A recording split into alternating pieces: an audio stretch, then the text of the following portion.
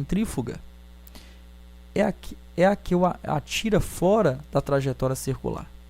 A força centrífuga dá percebida quando você está entrando em uma curva com velocidade um pouco mais alta.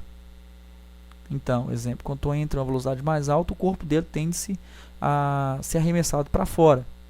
Né? Dá para você perceber isso quando eu estou fazendo a curva para a direita. Nosso corpo vai para a esquerda. Isso é a força centrífuga, está atuando sobre o corpo dos ocupantes do veículo. Transferência de massa. O que é transferência de massa? Consiste na sobrecarga de peso no eixo traseiro ou dianteiro em razão de aceleração ou desaceleração, frenagem. A transferência de massa seria assim. Quando o condutor freia o seu veículo, o peso que está no eixo traseiro vai para o dianteiro. E quando ele acelera, o peso que está no eixo dianteiro vai para o traseiro. Dá para perceber isso aí quando a gente observa até a inércia, né, que a gente viu sobre o ônibus. Está na motocicleta, quando tu acelera, seu corpo vai para trás. Seu corpo estava parado, a motocicleta começa a ter movimento, você tende a ficar parado, você acaba indo para trás. Quando freia, ao contrário, você estava em movimento, a motocicleta para, a gente tende a continuar em movimento. Aí a gente vai para frente.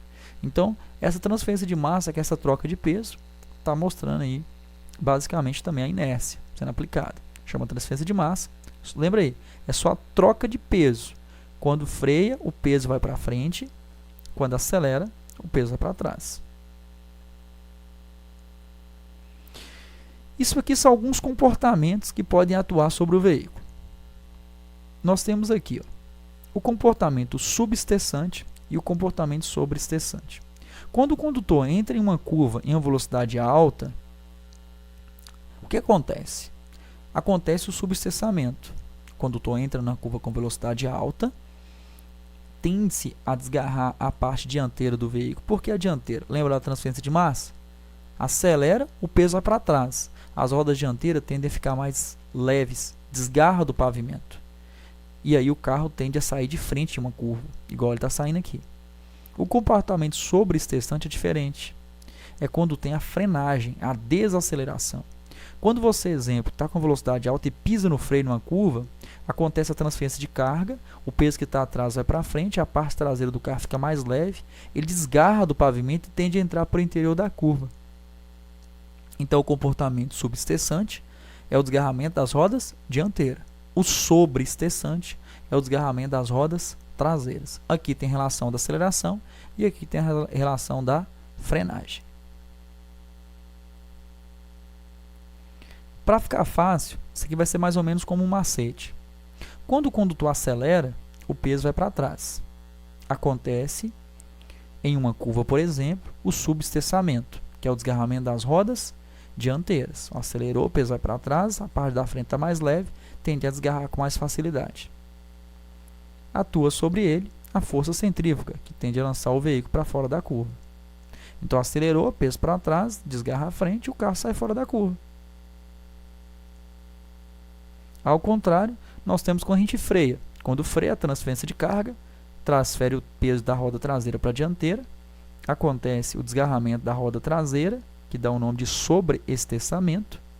O veículo vai tender a entrar para o interior da curva. Força centrípeta, que tende a lançar o veículo para o interior da curva. Então, voltem o vídeo uma ou duas vezes aí para vocês entenderem isso aí. Cai muito em prova perguntando sobre isso. Frenagem de emergência. A frenagem de emergência seria a redução imediata da velocidade do veículo no menor espaço possível.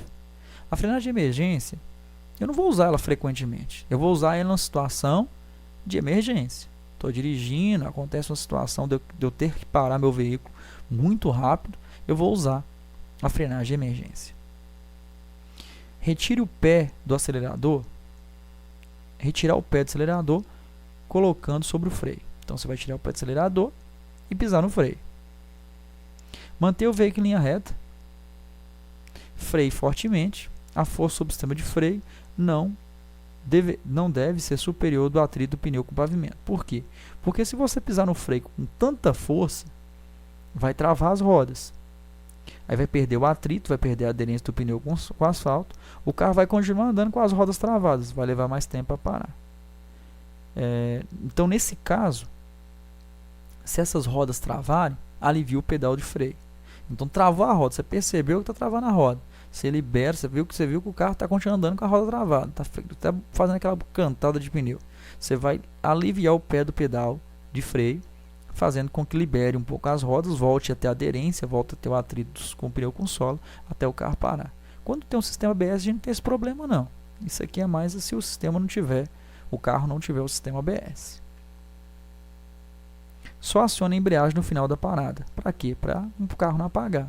Então, a frenagem de emergência ela é usada dessa forma. Lembrando que isso aqui é para fazer uma redução imediata no menor espaço possível. Condições adversas. O que é condição adversa? Condição adversa são todos aqueles fatores que podem prejudicar o seu real desempenho no ato de conduzir, tornando maior a possibilidade de um acidente de trânsito. Então, as condições adversas são dificuldades mesmo que você vai enfrentar na condução do seu veículo, que são elas: luz, tempo, a via ou a pista, o trânsito, veículo, carga, passageiros e até mesmo condutor. Então, condutor, na verdade, a maioria dos acidentes, cerca de 90% dos acidentes de trânsito acontece por culpa nossa. Vários tipos de condutores aí que nós vamos se deparar, ou podemos até ser um deles, dependendo de cada personalidade de cada um de nós aí. Então, essas são as condições adversas. Nós vamos ver cada uma delas aí de tópico a tópico. A primeira vai ser a condição adversa da luz. Condição adversa da luz. A falta ou excesso de iluminação podem aumentar os riscos no trânsito. Ver e ser visto é uma regra básica para a direção segura. Então, condição adversa da luz, ela provém de excesso ou falta de iluminação. Quando tem muita luz, dá o nome de ofuscamento. Ofuscamento é uma cegueira momentânea, em razão do excesso de luz nos olhos. Pode ter por luz natural ou por luz artificial. Quando é por luz natural, recomendo que a gente use óculos escuros, óculos de sol ali, para evitar esse excesso de luz nos olhos. Quando acontece da luz alta, exemplo do farol alto do carro, tem essa linha branca que está à direita da via, recomendo que você olhe para ela. Você não olha diretamente por faixa de luz, olha para essa linha branca e espera que esse carro passe com o farol alto novamente. Depois que ele passou, não tem problema nenhum você olhar para frente novamente. Essa linha ela vai te dar uma referência da pista para que você não saia da pista de rolamento. A gente tem também a falta, excesso, ofuscamento. Lembra dos nomes, são muito comuns de ser cobrado na prova esses nomes. Ofuscamento, cegueira momentânea em razão da luz natural ou artificial. A penumbra é a ausência de luz. Falta de luz gera um risco de acidente para você. Se não tem luz, noite, por exemplo, escuro, a luz você vai ficar dependendo diretamente da luz emitida para o seu veículo. Por isso que tem que estar a parte elétrica toda em bom estado, para que não ofereça um risco para você.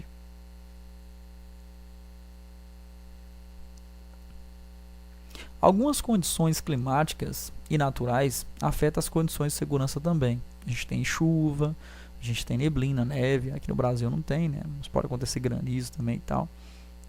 Pode acontecer essa situação também, mas as mais comuns são chuva, né? Neblina, cerração, vento. Isso pode causar um risco aí à segurança nossa. Nessas condições, devemos adotar as atitudes para garantir a segurança, reduzindo velocidade, redobrando a atenção, para cada situação ali adversa que a gente acaba enfrentando. A primeira é chuva. O que a gente deve fazer em chuva? Redobrar a atenção, acionar a luz baixa do farol. Nós temos aí 3 luzes do carro, né? O farol lente, farol baixo, farol alto. Recomendo na época de chuva usar o farol baixo, para não ofuscar a visão do outro condutor e você conseguir visualizar com mais facilidade. Aqui o desenho aqui já indica para a gente que a gente tem que fazer, reduzir a velocidade. A placa de 60, eu vou 40, sou um condutor defensivo, vou na velocidade um pouco mais baixa pela condição adversa que eu estou enfrentando. Aumente a distância do veículo da frente. Quando chove, o carro leva mais tempo para parar depois que aciona os freios. Então é interessante você ficar mais longe do carro da frente. Reduz a velocidade. É interessante a redução da velocidade, né? mesmo pelo fato que você vai ter que ter um espaço maior para você parar. Então é interessante que esteja mais longe do carro da frente. Não freie de maneira brusca, né? Acontece o travamento de roda com mais facilidade, você leva mais tempo para parar. Observação: piso molhado reduz a aderência dos pneus.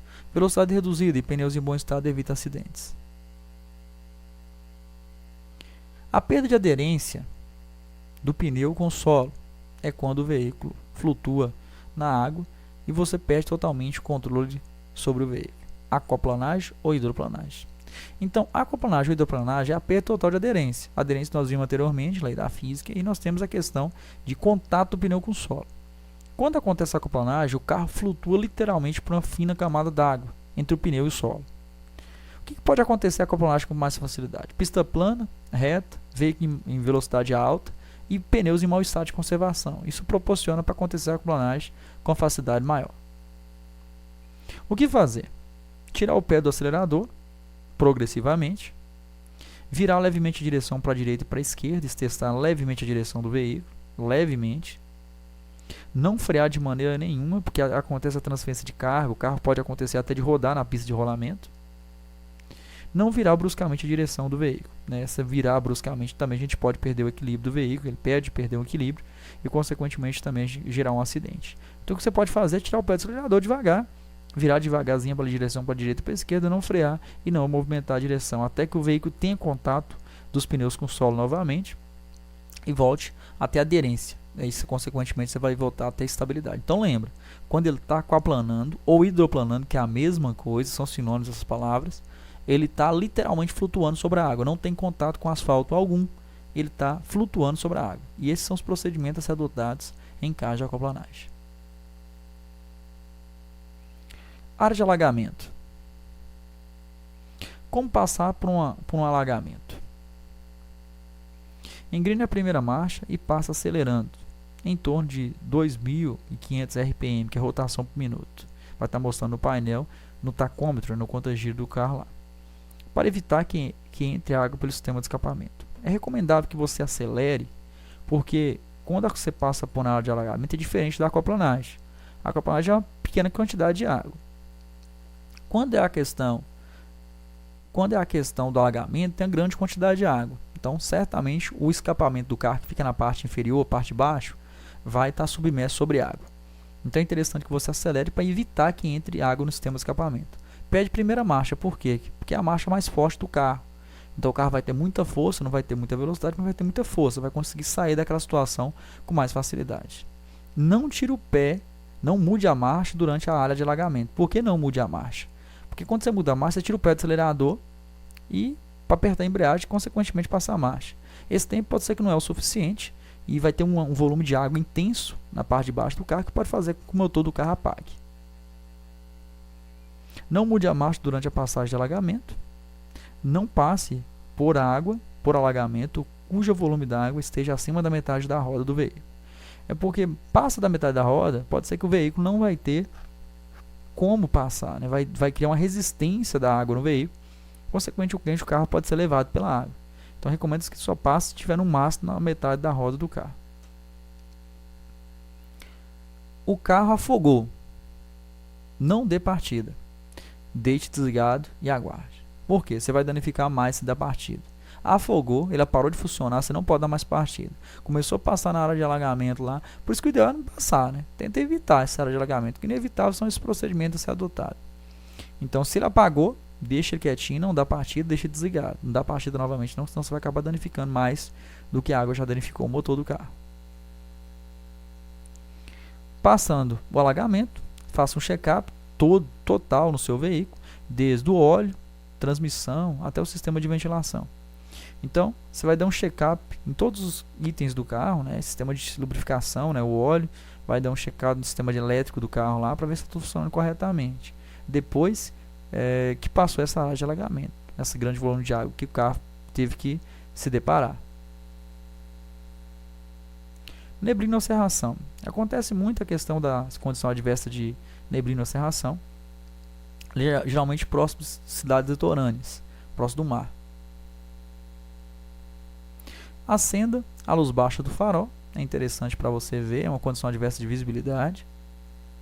Aumente a distância do veículo da frente, é interessante que você fique mais longe, né, porque esse condutor pode ter uma condição adversa mais à frente, fazendo com que ele freie bruscamente, é interessante que você esteja mais longe. Reduza a sua velocidade. Não use o farol alto, porque pode ofuscar a visão do condutor que vem em sentido contrário. Pare no local seguro, como posto de abastecimento, se não tiver jeito. Você viu que aquela fumaça está muito densa, na questão da neblina está muito densa, não está conseguindo dirigir corretamente. Não pare no acostamento, que é perigoso do mesmo jeito, você fica muito próximo da pista de rolamento. Tenta achar um local seguro, como exemplo, um posto de gasolina, um posto de abastecimento, até esperar aquela névoa dissipar para que você continue prosseguindo sua viagem segura. Condição adversa de vento. Ventos muito fortes, ao atingir seu veículo em movimento, pode deslocar, ocasionando a perda de estabilidade e o descontrole, que pode ser causa de colisões com outros veículos ou até mesmo capotamento. Avistando essa plaquinha, ela já sabe que aquele local tem um vento forte. Recomendo que você reduza a velocidade, redobre a tensão. E aí tem situações até que pede para você abrir um pouquinho o vidro do carro, para que entre um pouco de ar no veículo, para criar uma estabilidade um pouco maior. O que fazer? Vendo a sinalização correspondente, reduz a velocidade para não ser surpreendido e para manter a estabilidade do veículo.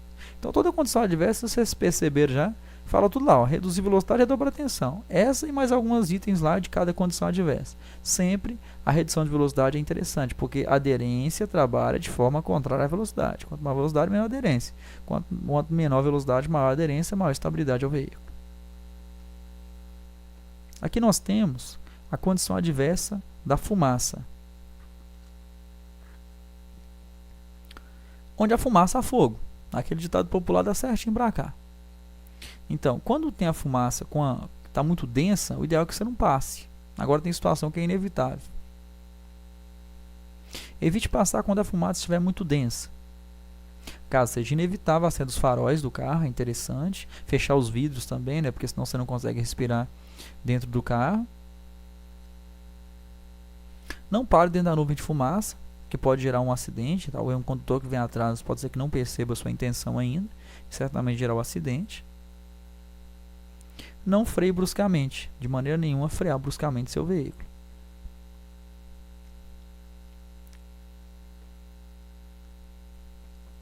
Aqui nós temos a fixação da velocidade. Você tem a obrigação de dirigir numa velocidade compatível com a segurança da via, respeitando os limites de velocidade estabelecidos. Nós, condutores, temos que manter uma velocidade regulamentar de acordo com as condições da via. Então, se tem uma placa de 80 km por hora, por exemplo, como a gente vê na ilustração, se a pista estiver em bom estado, for durante o dia, não tem problema nenhum. Essa velocidade foi planejada, foi analisada e você pode respeitá-la. Caso tenha uma condição adversa, algo que comprometa a segurança, aí sim, você vai reduzir mais a velocidade. Por exemplo, talvez tenha um congestionamento, a via está esburacada, está à noite, está chovendo, então você vai reduzir a velocidade. Mas a gente também não pode andar muito devagar também não. Há situações que o condutor anda muito devagar, em bom estado de conservação à pista, acaba gerando uma situação de perigo. Então você tem que dosar a sua velocidade de acordo com as condições da via e de fluidez do trânsito também. Curva. Ao fazer uma curva, sentimos o efeito da força centrífuga, tendendo a lançar o veículo para fora da curva. A força que joga para fora da curva e exige um certo esforço para deixar o veículo em sua trajetória. Diminua a velocidade antes da curva. A gente não pode frear dentro da curva, porque acontece transferência de carga, comportamento sobreexcessante, o veículo tende a entrar para dentro da curva. Então você não pode frear, tem que frear antes da curva, reduzir a velocidade antes. Comece a fazer a curva com movimentos suaves e contínuos ao volante. Eu não posso oscilar, não pode ter oscilações na direção do veículo, né?